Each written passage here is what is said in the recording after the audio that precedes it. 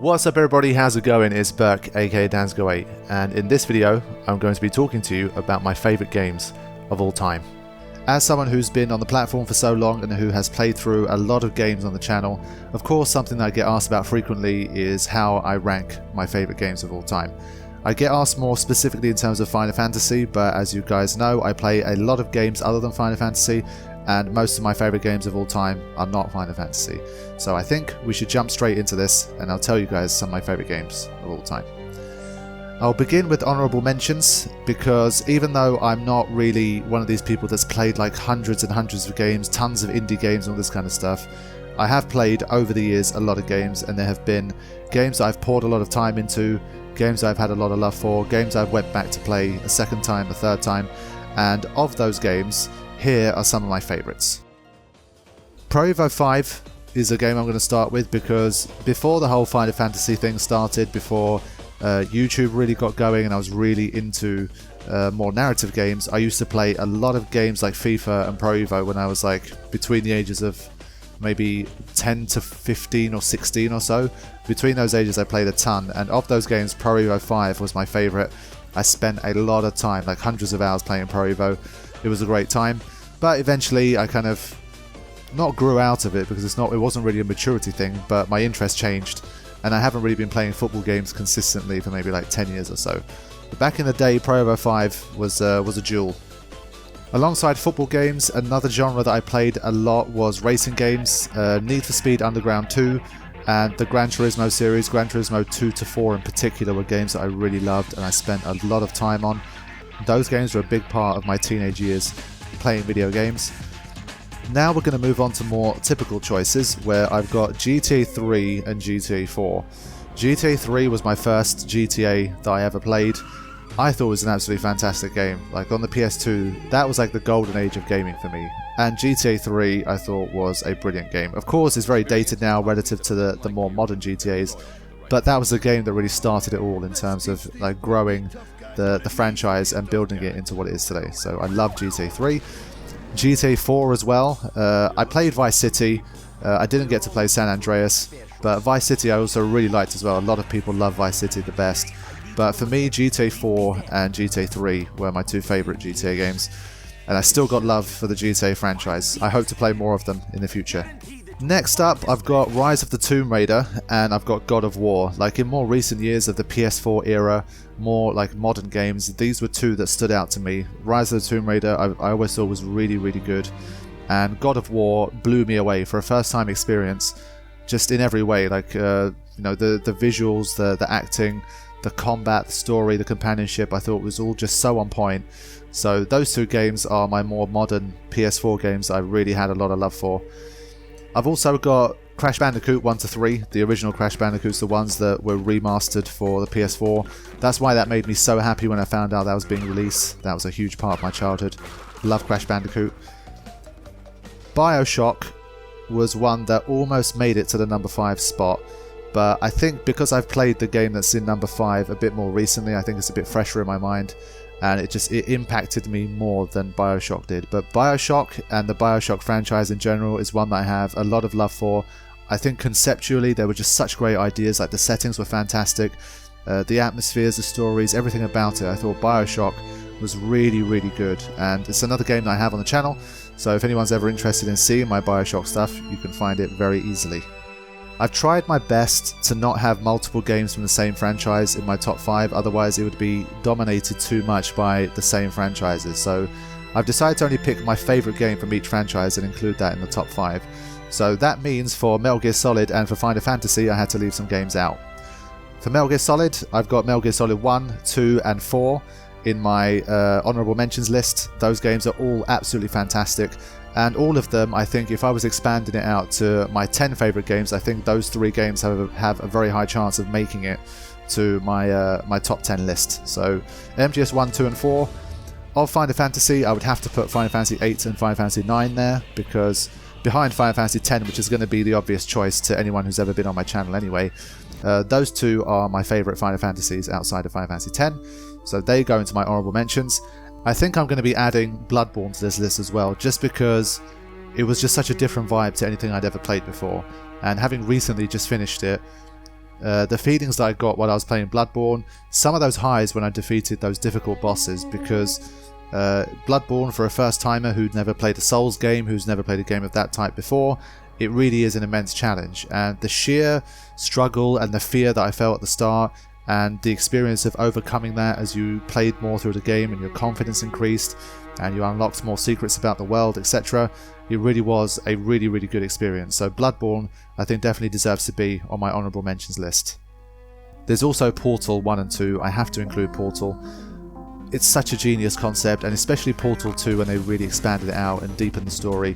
They added a lot more voice acting, a lot more interesting situations. I really thought Portal 1 and 2 combined as an experience was one of the greatest game experiences I've had. So definitely high up in my honourable mentions as well. And the final ones from this list would probably be Uncharted 1 and 2. So that's my honourable mentions list. There's probably some games that if I was to think about this for a little bit longer, I'd be like, oh shit, I forgot this one as well. But off the top of my head, when I wanted to jot down some of my favourite games of all time, these were the games that appeared in my list. So without much further ado, let's move on to the top 5 as it stands in November 2018. Dansg08's 5 favourite games of all time. Number 5 is the game that I've played most recently of the top 5, and that is Shadow of the Colossus, namely the remake that came out on PS4 last year. Shadow of the Colossus is a game that's very different from the other games in the list, and I think that's probably why it's there, because for me it was just such a special experience. And I think with Shadow of the Colossus there's a lot of things about it that I can't really explain in terms of why I like it. So much of it is just about feeling and atmosphere. Like, I just have not played another game like it, and it was just so memorable for me. The journey that you go on as Wanda and slaying all these colossi in this absolutely beautiful world that they've created, trying to figure out what's going on, uncovering the secrets of the world and why you're there and what's happening. Just everything about it was just so special, and it's going to be an experience that I'm not going to forget, because a lot of people told me about Shadow of the Colossus, and it was a game I regretted not being able to play. I was just so glad that I eventually got round to it and I played it. Shadow of the Colossus on the PS4, absolutely stunning game, just really, really, really good, and number 5 in my favourite games of all time. At number 4, I have Uncharted 4. Uncharted is a franchise that, if I was ranking my favourite franchises of all time, it would probably place 3rd after Final Fantasy and Metal Gear Solid. The games are just so consistent. Narratively, they're always good, they're always strong. They've always been very well voice acted, well animated. I always love the light-hearted humour and the jokes that they have in the game. The environment's always beautiful. It's all very action, very Hollywood, but while retaining an element of quality as well. And Uncharted 4 for me, the reason why I love it more than the others, I think, is just because I knew what was at stake. And personally, I was a little bit worried about Uncharted 4 because I knew they were going to do a good job, but I thought they've already made 3 of these games. And this is supposedly meant to be the one that rounds it off, and it's going to be so difficult to make everyone happy with Uncharted 4. But man, they knocked it out of the park with Uncharted 4. The extra characters that they introduced into the story, the way the story played out, the voice acting, the quality of the cutscenes, the quality of the environments, and the gameplay, everything for me was pretty much spot on for Uncharted 4. I had so little that I really had to complain about, that I was just blown away by how good Uncharted 4 was. So it definitely earns its place and was an excellent way to round off Nate's story in the Uncharted franchise. So well earned number 4 spot for Uncharted 4. Next up is Naughty Dog again with The Last of Us. If I had to pit The Last of Us versus Uncharted 4, the reason why The Last of Us wins for me is because of 2 things, I think. One is because I like the core premise more of The Last of Us. Not because I'm a fan of zombie stuff, like horror and zombie, they aren't really my genres.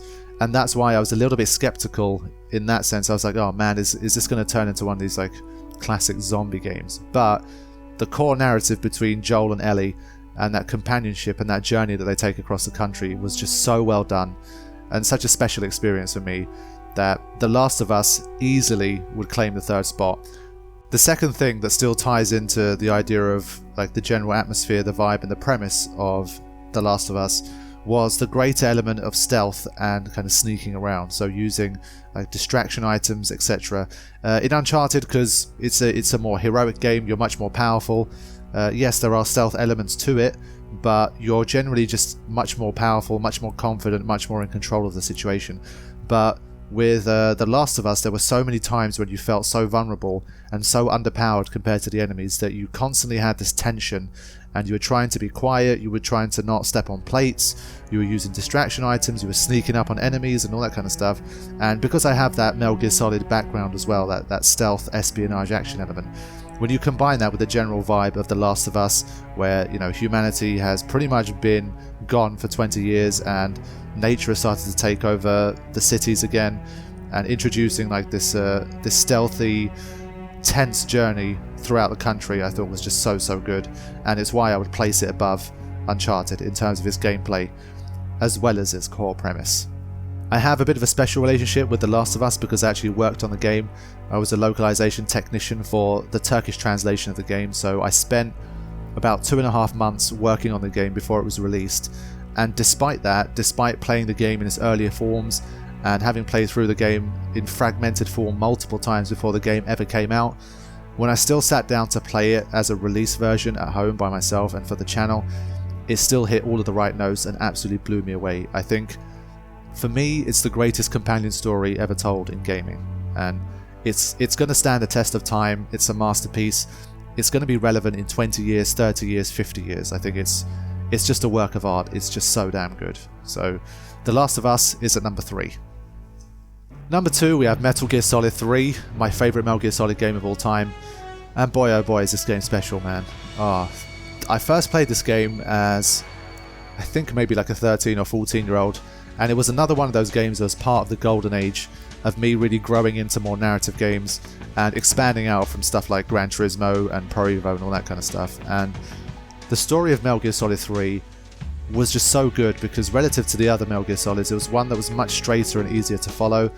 There was a clear romantic element going on between Snake and Eva, and we had a clearly defined goal. And despite the twists and turns that happened at the end of the story, narratively it wasn't very difficult to follow like Metal Gear Solid 2 was, for example, and it wasn't as convoluted as a game like Metal Gear Solid 4, for example. The jungle environment, I've always said it, I think since I played Shadow of the Tomb Raider recently, I still think that Metal Gear Solid 3 was my favourite jungle game of all time. Despite how old the game is now, when I played the HD remaster of that game, and I'm like crawling through the shrubs, and you're shooting like snakes off of trees, and you're capturing venomous spiders and throwing them at guards, like so much nuance went into that game, and I feel like a lot of corners that could have been cut with Metal Gear Solid 3 weren't cut. There were some fantastic innovations with the way the camo index worked and all the different outfits. I thought the boss battles were fantastic. The boss battle against the End for me was one of the most memorable Metal Gear Solid, and I guess boss battle in general of all time. I thought it was just so good. And of course, because it's Metal Gear Solid, it still retained a lot of that charm and a lot of those weird, wacky scenes and situations that you come to accept and you come to love as a Metal Gear Solid fan. That's the kind of stuff that you live for. I think Metal Gear Solid 5 was a game that kind of lost the soul of Metal Gear Solid, if you ask me, and that was one of the main things I pointed to. That lack of, like, just fun. Just like, it doesn't always have to be serious, like, you know, Snake / Big Boss trying to save the world, and, you know, there's all these bad guys, all this bad shit going on.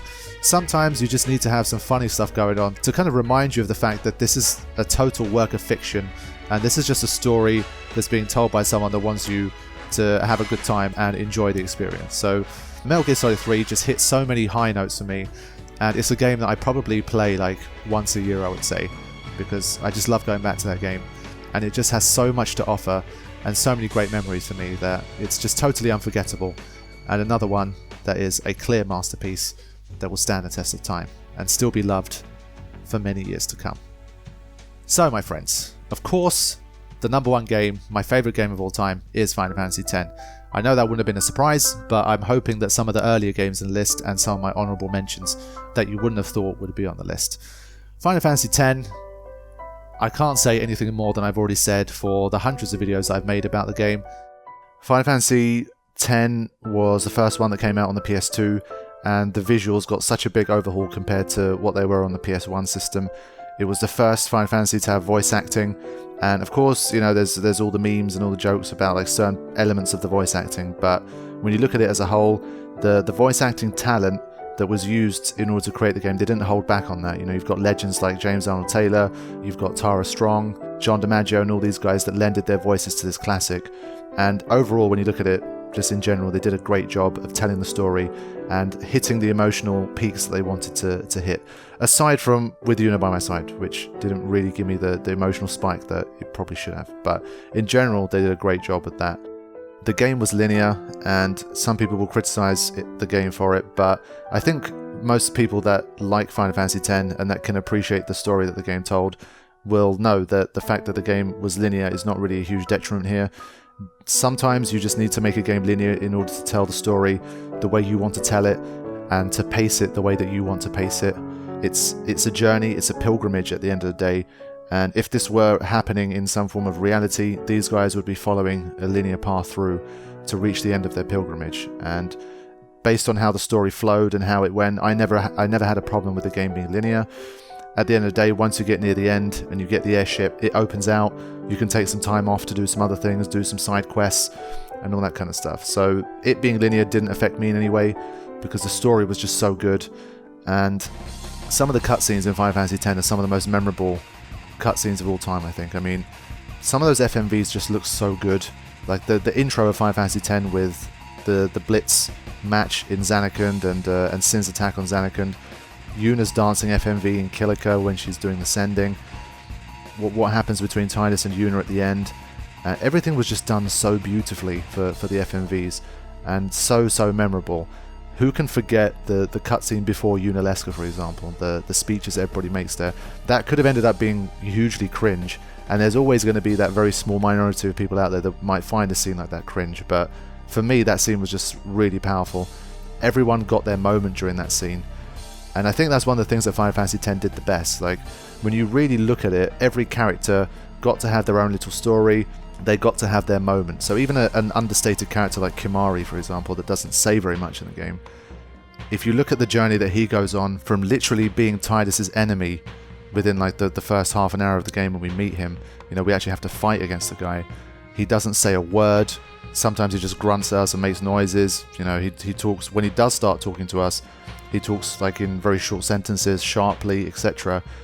Then the story progresses and you see him smile for the first time, and you get to hear the wisdom that he's collected over the years. He has some of the deepest quotes in the game, if you ask me, and you see even more the extent he's willing to sacrifice himself for Yuna and for Yuna to succeed in her pilgrimage and all that stuff. So this is just like Kimahri, who, when you look at like which characters are the most popular characters in Final Fantasy in general or in Final Fantasy X, Kimahri is not high on the list, and that's just one guy. So every character had their moments. Some of the most memorable characters I think created in any Final Fantasy game. I mean, Auron and his story is just so fantastic and so well told.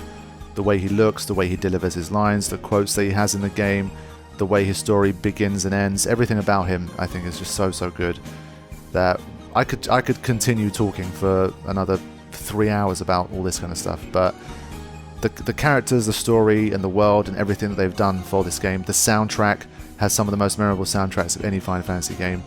Something even as simple as the Hymn of the Faith, I think, is iconic. I mean, there are not too many songs or pieces like it in the entire Final Fantasy universe. So even something as small as that is really good. The meaning behind it, when you like translate the lyrics and what they become and all that kind of stuff, just everything. It's so deep, and there's so many different elements to it that you can research. You can like take a screenshot, you can go to like a website to decipher what it says in the Spear and text and translate it into the normal text, all this kind of stuff. It's never ending. The game, I feel like we could be here for another 50 years just talking about Final Fantasy X, discussing the lore, finding new things about it, etc, etc. So from that sense, it's also great. Gameplay, for me, because it was the first Final Fantasy that I ever played, obviously I didn't have anything to compare it to, so I can't say that the turn-based battle system was a bad thing.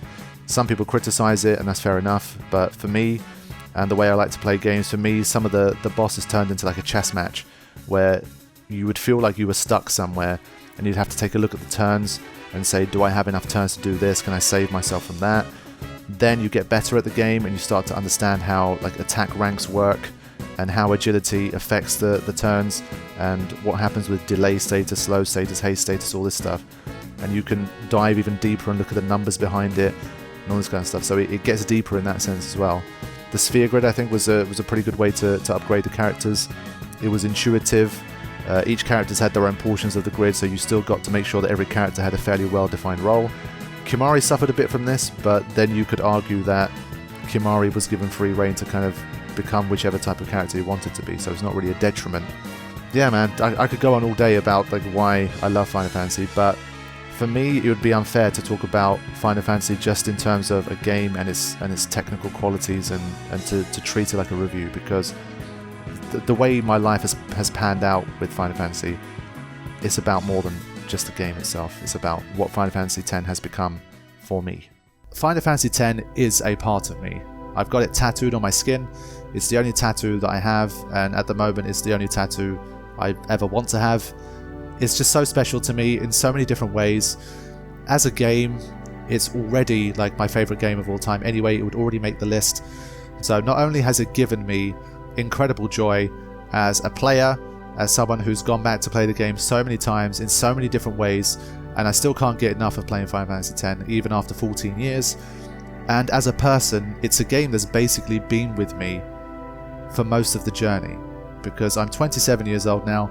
I first played the game when I was 13, so that's over half of my life right now that I've spent with Final Fantasy X, and it was during my formative years. It was there every step of the way. Every time I needed a release from reality, I would go back and play some Final Fantasy X. When the YouTube channel wasn't doing so well and I needed something to give the views a boost, I would think up something to do with Final Fantasy X, I would upload that, the channel would get a kick out of it. Most of the fans I've got all over the world, people that have sent me wonderful emails and messages to do with how much they enjoy the content, the large majority of that is due to Final Fantasy X. People that have watched the Final Fantasy X content that I've made and have reached out to me in order to share their appreciation for the game and for what I do. So Final Fantasy X is absolutely untouchable. At this stage, it really doesn't feel like there's ever any way that Final Fantasy X could be knocked off the top, because it goes beyond just being a game for me at this stage. It really is part of who I am, and it's something that I'm going to be carrying with me all the way to the grave. So Final Fantasy X, you are my favourite game of all time. Thank you guys for watching, and I'd love to hear your 5 top games of all time and why you love them as well. So I'll see you in the comments. Thanks for watching. Take care.